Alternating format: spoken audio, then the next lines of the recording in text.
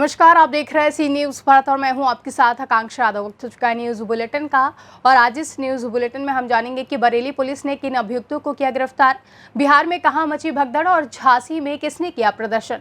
ये सब जानेंगे विस्तार से, तो चलिए निगाह डालते हैं इस वक्त की खास खबरों पर। बरेली में कथित नेता द्वारा लगाए जा रहे आरोपों में प्रदेश मुख्यमंत्री के प्रति फेसबुक पर अभद्र टिप्पणी करने एवं नेता को जान से मारने की धमकी देने आदि घटनाक्रम में उक्त शारिक नामक व्यक्ति कथित नेता के ऊपर गोली चलाने के संबंध में थाना बारादरी में क्रमशः विभिन्न धाराओं में मुकदमा दर्ज कराए थे। उक्त मामलों में थाना बारादरी पुलिस ने गंभीरता से लेते हुए पारदर्शिता जाँच आरम्भ की थी, जिसमें सभी आरोप निराधार व फर्जी पाए गए।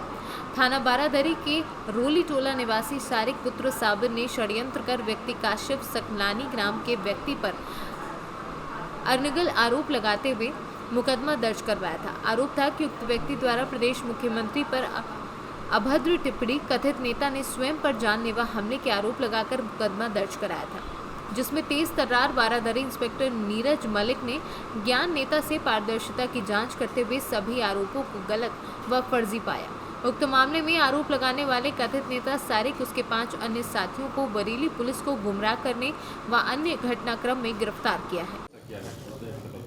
क्या मामला है, किस तरह से पूरा षड्यंत्र किया गया? थाना बारादरी पर 2 अलग अलग दिनांकों में शारिक नाम के व्यक्ति के द्वारा एक व्यक्ति हैं कासिफ सकलानी, इनके ऊपर 2 अलग अलग मुकदमे लिखवाए गए, जिसमें पहला मुकदमा था एक आईटी एक्ट के अंतर्गत पंजीकृत किया गया था कि उस फेसबुक आईडी से इनको एक पार्टी विशेष से जुड़े होने के कारण धमकी मिल रही है और लोग उस पर आपत्तिजनक टिप्पणी कर रहे हैं। इसी तरह से दूसरा मुकदमा इनके ऊपर 307 का इनके ऊपर हमला किया गया गोली चलाने को लेकर, जिसमें वादी के द्वारा 307 का मुकदमा फिर से जो इसमें कासिफ सकलानी है उनके ऊपर दर्ज किया गया। संपूर्ण घटनाक्रम की जब जाँच की गई तो पाया गया कि जो इन दोनों मुकदमों का वादी है और जिनके ऊपर ये मुकदमा प्रतिवादी के ऊपर लिखाया गया है, तो प्रतिवादी की बहन के द्वारा इनके ऊपर पॉक्सो एक्ट के अंतर्गत मुकदमा पूर्व में पंजीकृत कराया गया था, जिसमें इनके जो भाई हैं वो जेल गए थे और जो मामला है वो न्यायालय में विचाराधीन है। इस वजह से प्रतिवादी पक्ष को फंसाने के लिए इनके द्वारा एक फर्जी फेसबुक आईडी क्रिएट की गई और उस फर्जी फेसबुक आईडी को क्रिएट करने के लिए इनके द्वारा जो फ़ोन है, मोबाइल फ़ोन और सिम जो है वो चुराया गया और उस फ़ोन के द्वारा इसमें फेसबुक आईडी जनरेट की गई और उस आईडी के द्वारा फिर इनके ऊपर ही टिप्पणी कराई गई। इसी तरह से एक सिम से इनके द्वारा धमकी अपने ऊपर दिलवाई गई और संपूर्ण प्रकरण में पाया गया कि एक षड्यंत्र के तहत प्रतिवादी गणों को फंसाने के लिए इनके द्वारा दोनों ही मुकदमे लिखवाए गए और पुलिस की छानबीन में ये दोनों ही घटनाएं असत्य पाई गई हैं और जो ये इन दोनों ही मुकदमों का जो वादी है उसको ही इस योजना को षड्यंत्र कारित कराने के लिए जेल भेजा जा रहा है। जो उन्होंने गोली कहा था कि मेरे गोली मारी है, उसमें क्या निकला जांच में? इनके द्वारा जब ये रात को मोटरसाइकिल से जा रहे थे तो इनके द्वारा बताया गया कि जो सकलैनी है उनके द्वारा इनके ऊपर फायर करवाया गया और इनको जान से मारने की नीयत से इनकी हत्या कराने की जो साजिश थी। संपूर्ण घटना में जब पुलिस के द्वारा छानबीन की गई तो वहाँ पाया गया कि वहाँ कोई गोली नहीं चली थी और अन्य साक्ष्यों के आधार पर भी इसमें जो घटना है वो असत्य पाई गई। जो उसने निशान बनाया था कि वो चाकू से अपने आप को बनाया था, जब डॉक्टरी रिपोर्ट जब डॉक्टरी परीक्षण हुआ तो उसमें पाया गया कि जो इंजरी है वो फायर आर्म इंजरी नहीं है, जबकि वरन ये एक सामान्य चोट है। कितने लोगों को जेल भेजा जा रहा है? इसमें कुल मिलाकर 6 लोगों को गिरफ्तार किया गया है, जिसमें इस व्यक्ति का साथ देने वाले जो अन्य 5 लोग हैं जिन्होंने फर्जी फेसबुक आईडी क्रिएट की या इनको फ़ोन से धमकी दी या फिर जो सिम और मोबाइल फ़ोन चुराने में इनकी मदद की, वो सभी को जो षड्यंत्र का जो। बरेली से सी न्यूज़ संवाददाता विनय चौहान की रिपोर्ट। बड़ी खबर पश्चिम चंपारण जिले के बगाहा से है, जहां नरकटियागंज गोरखपुर रेलखंड पर बगाहा खरपोकरा रेलवे स्टेशन के बीच पुल पर सत्याग्रह एक्सप्रेस जो रक्सौल से चलकर दिल्ली को जाती है, जैसे ही सत्याग्रह एक्सप्रेस खरपोकरा और बगाहा के बीच पुल संख्या 352 पर पहुंची, अचानक एक डब्बे से धुआं निकलने लगा। जैसे ही डब्बे से धुआं निकलना शुरू हुआ तो यात्रियों में भगदड़ मच गई और डब्बे के सभी यात्री अपनी जान बचाकर ट्रेन के डब्बे से कूदने लगे। इतने में ड्राइवर की सूझबूझ से ट्रेन को रोका गया, जिसके बाद गार्ड के द्वारा जांच पड़ताल की गई। जांच के क्रम में पाया गया कि ब्रेक पावर स्विच में पत्थर को दी गई गिट्टी फंसी थी, जिसके कारण डब्बे में आग लगने की संभावना बन गई थी, जिसको ड्राइवर और ट्रेन गार्ड के सूझबूझ से यात्रियों की जान बचाई और उसके बाद लगभग आधा घंटे के बाद ट्रेन को पुनः दिल्ली के लिए रवाना कर दिया गया।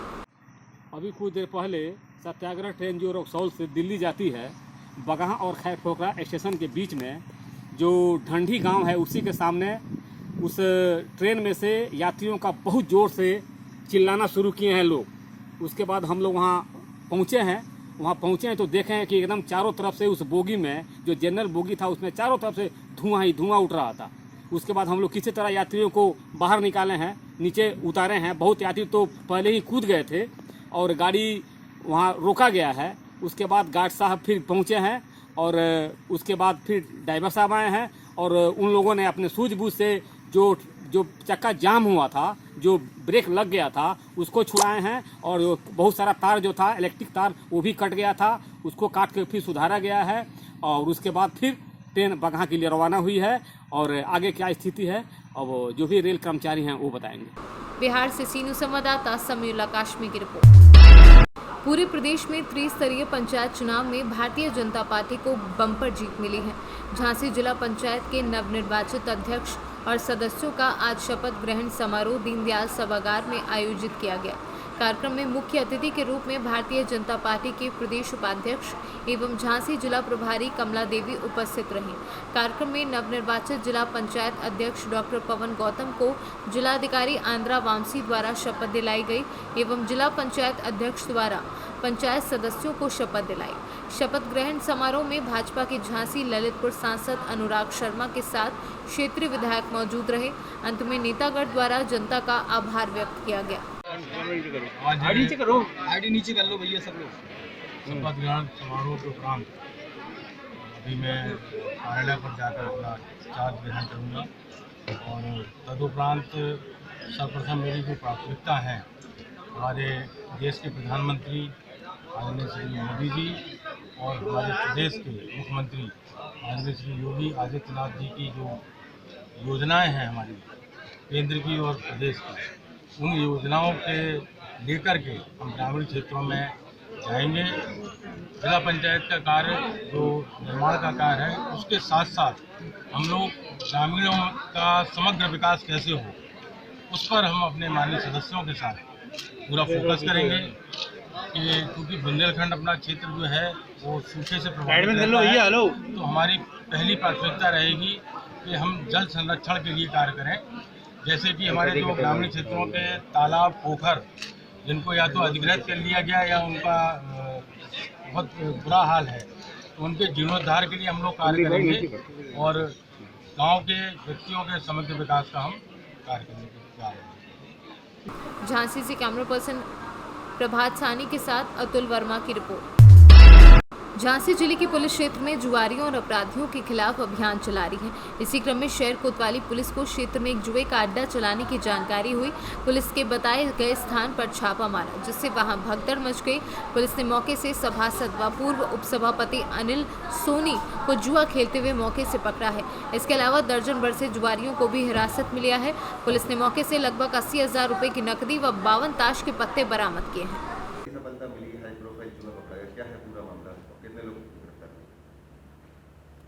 काफ़ी दिन से आज सूचना प्राप्त हो रही थी कि कुछ प्रभावशाली व्यक्तियों द्वारा थाना कोतवाली क्षेत्र में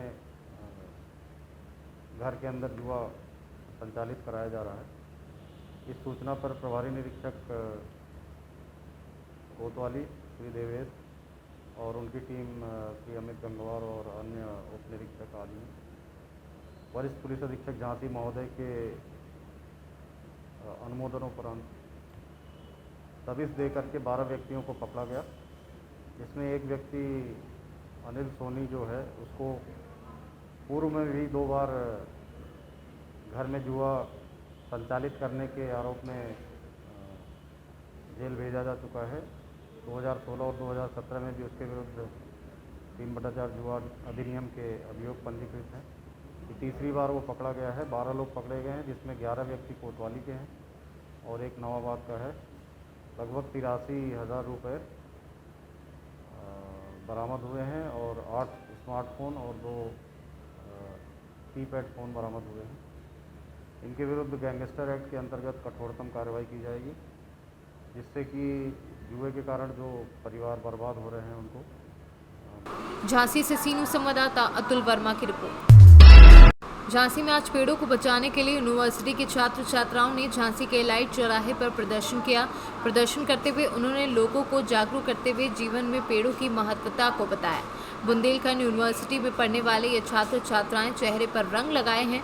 इनके हाथों में तख्ती जिन्हें पढ़ाकर वहां से गुजरने वाले लोगों को जागरूक करने का प्रयास किया जा रहा है कि पर्यावरण को बचाया जाए। इसके लिए अधिक से अधिक पेड़ों को तो लगाया ही जाए, साथ ही उनकी सुरक्षा भी की जाए। कोविड में ऑक्सीजन की कमी होने पर हम सभी को पेड़ों की अहमियत समझ में आई है। आपका नाम? गौरव पांडे। आज आप लोग किस लिए बैठे हो, क्या है? इस समय जो प्रगति का दोहन हो रहा है इसको संरक्षित करने एवं लोगों को जागरूक करने के लिए हम लोगों ने यह छोटा सा प्रोटेस्ट रखा हुआ है। इसके लिए हम लोग आए हुए हैं पेड़ों को बचाने के लिए। हमारी प्रमुख प्राथमिकता पेड़ों को बचाना है। ठीक है, किस डिपार्टमेंट से आप लोग? हम लोग मास कॉम डिपार्टमेंट से हैं, मास का पास आउट है। झांसी से कैमरा पर्सन प्रभात साहनी के साथ राजीव सक्सेना की रिपोर्ट। महाराजगंज जिले के पनियारा थाना क्षेत्र के कुआं चौक गांव में जमीनी विवाद को लेकर मारपीट का वीडियो वायरल हो रहा है। मारपीट के वीडियो में बड़ी संख्या में लोग बगीचे में नजर आ रहे हैं। कई महिलाओं के हाथ में डंडे भी नजर आ रहे हैं। आरोप प्रत्यारोप के बाद मारपीट शुरू हो गई। देखते ही देखते दोनों पक्ष लाठी डंडा लेकर आपस में भिड़ गए। इस घटना में दोनों पक्षों के कई लोग घायल हो गए। वहीं मारपीट के दौरान किसी ने इस पूरी घटना का वीडियो बना लिया जो अब सोशल मीडिया पर वायरल हो रहा है। वहीं इस मामले में पुलिस अधीक्षक प्रदीप गुप्ता ने बताया कि थाना अध्यक्ष को निर्देशित किया गया है कि मौके पर जाकर जो भी इस पूरे मामले में दोषी हो उनके खिलाफ मुकदमा दर्ज कर कार्यवाही की जाए। एक वीडियो वायरल हुआ है जिसमें दो पक्षों के काफ़ी लोग आपस में मारपीट कर रहे हैं। थाना प्रभारी को निर्देशित किया गया है कि तत्काल मौके पर जाएं और जाके उसमें वैधानिक कार्रवाई करें, मुकदमा कायम करें और जो भी दोषी लोग हैं उनकी गिरफ्तारी करें। महाराजगंज से सी न्यूज़ संवाददाता अंगद शर्मा की रिपोर्ट। पीलीभीत के दूरिया रेंज की खनौत नदी के पुलिया के समीप बाघ ने हमला किया। 2 की मौत और 1 गंभीर रूप से घायल। पेड़ पर चढ़कर अपनी जान बचाई 3 युवक अपने ससुराल से बंडा से वापस अपने घर आ रहे थे। तभी अचानक दूरिया जंगल में टाइगर द्वारा तीनों लोगों पर अटैक कर दिया, जिसमें एक युवक को टाइगर जंगल की ओर खींच ले गया।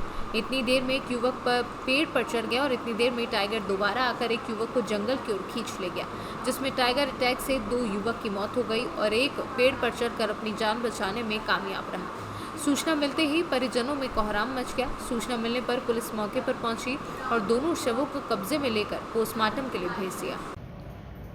दूरिया क्षेत्र में 3 लोगों पर टाइगर ने हमला किया, क्या है पूरा मामला? ये कल रात की घटना है। 3 व्यक्ति अपनी बाइक से बुरहानपुर से दूरिया की साइड जा रहे थे और रात में इन पे टाइगर ने हमला कर दिया है और उसमें 2 लोगों की डेथ हो गई है मौके पर और एक व्यक्ति जो है वो बच गया है। इसमें आगे पोस्टमार्टम की कार्रवाई करा के फिर आगे विधिक कार्रवाई की। पीलीभीत से सी न्यूज़ संवाददाता अवध सक्सेना की रिपोर्ट। मनोहर थाना क्षेत्र के ग्राम पंचायत बासखेड़ा के ग्राम जवारी में अतिक्रमणियों के आतंक से परेशान ग्रामीणों ने उपखंड अधिकारी एवं वन विभाग को ज्ञापन सौंपा है। गांव के मुकेश लोधा ने बताया कि चारागाह भूमि एवं वन विभाग की भूमि पर भूमाफियाओं ने अतिक्रमण कर लिया है, जिससे बारिश के समय गांव के गाय भैंस को चरने जाने के लिए जगह नहीं बची है। ऐसे में हम अपने मवेशियों को कहाँ ले जाएं? ग्रामीणों ने उपखंड अधिकारी से भी शीघ्र ही अतिक्रमण हटाने व इस गहन समस्या से मुक्ति दिलाने का आग्रह किया है। राजस्थान से सी न्यूज़ संवाददाता भगवान सिंह राजावत की रिपोर्ट। फिलहाल के लिए न्यूज़ बुलेटिन में बस इतना ही। देश और दुनिया की तमाम बड़ी खबरों के लिए देखते रहे सी न्यूज़ भारत।